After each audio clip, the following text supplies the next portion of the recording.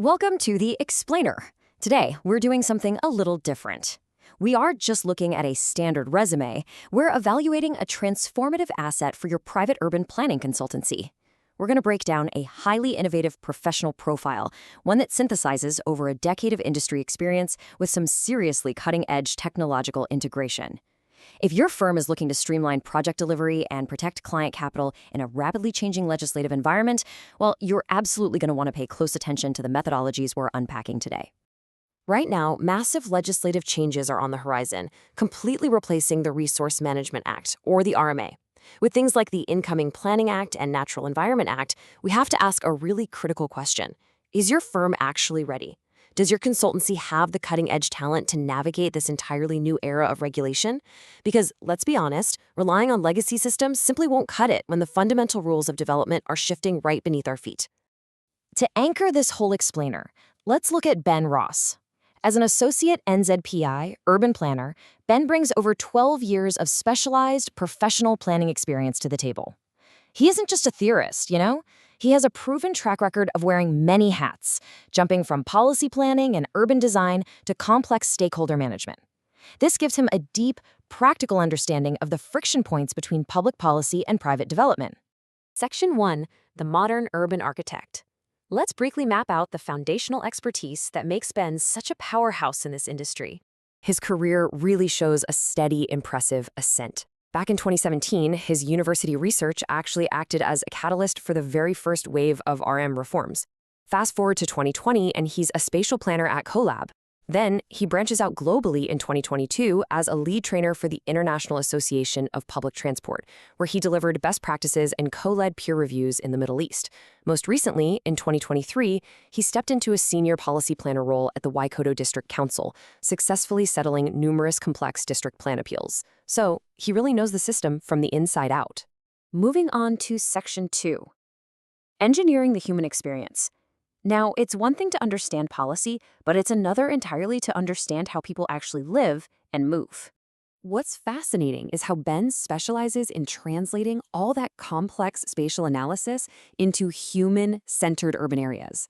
During his time as a spatial planner and a human experience engineer, he led massive, tangible infrastructure projects. We're talking about the Northwestern bus improvements and major ferry terminal redevelopments. He actively uses behavioral insights to make sure infrastructure actually works for the public on the ground level. This brings us to a crucial concept, his transit by design philosophy. Basically, this framework ensures public transport networks are built as core functional arteries, rather than expensive, disruptive afterthoughts. For a private consultancy, this is a game changer. It means designing developments where the foundational layout already supports high-capacity movement. It makes the development significantly more viable and attractive before the first foundation is even poured. All right, Section 3, AI-assisted planning blueprints. This is where things get really futuristic, shifting from traditional planning straight into the innovation that sets him apart. There is a stark contrast between traditional bureaucratic jargon and Ben's modernized approach. He's actively using large language models to apply the KISS principle, keep it simple, stupid. He leverages AI to take that notoriously slow, litigious planning jargon and transform it into streamlined, unapologetically direct blueprints.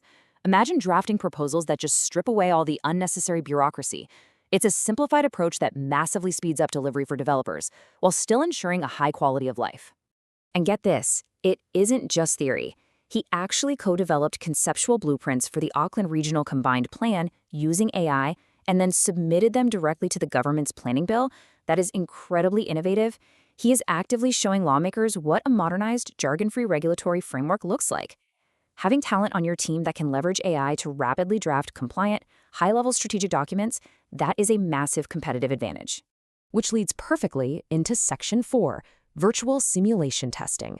Let's see how he builds this into an entirely new way of testing urban concepts without risking a dime of client capital. So Ben uses high-fidelity urban simulators. And yes, we are literally talking about the video game Cities Skylines 2 as a rigorous professional sandbox. He calls his virtual city Waikato, and he doesn't just play a game. He meticulously follows exact professional steps. He drafts the spatial plan, implements that transit by design, applies foundational zoning principles, and then monitors the rapid growth of the simulation. By doing this, he can actively visualize how infrastructure handles rapid expansion. smoothly scaling his virtual city from 8,000 up to 60,000 residents. The genius here is that he tests these mathematical zoning frameworks completely free from real-world political delays or endless business cases. He can safely fail and refine the math in a virtual environment before a consultancy's client ever spends a single cent on physical development. Finally, Section 5, the private consultancy advantage. So what does all of this actually mean for your firm's competitiveness in the market? Ben is advocating for a massive shift away from the old system. He wants to move from an unpredictable postcode lottery of subjective permissions and litigious delays toward a highly objective mathematical urban dam system. Under his proposed proactive system, if a developer's project adheres to the objective mathematics of the zone, it instantly gains permitted activity status. For your clients, that means incredibly fast delivery and immense capital efficiency. Drawing heavily on Japanese planning law, he champions replacing thousands of fragmented local zones with just 13 to 20 national standardized zones, featuring as-of-right mixed-use zoning. Plus, he utilizes the newcomer principle. This means the agent of change mitigates their own externalities, like installing acoustic glazing if they build near a busy port, rather than relying on flat prohibitions. Imagine completely bypassing the subjective, nitpicking trap. Developers would know exactly what the rules are from day one, and strategic growth wouldn't be stalled by aesthetic arguments. He wraps this whole philosophy up into what he calls the public welfare supreme model. It's a strategic pivot away from the traditional property rights supreme mindset. By establishing that collective urban health and functionality take absolute legal precedence over individual property complaints, like, say, a neighbor complaining about their private view, this model is designed to legally neutralize localized pushback. It absolutely clears the runway for compliant developer projects.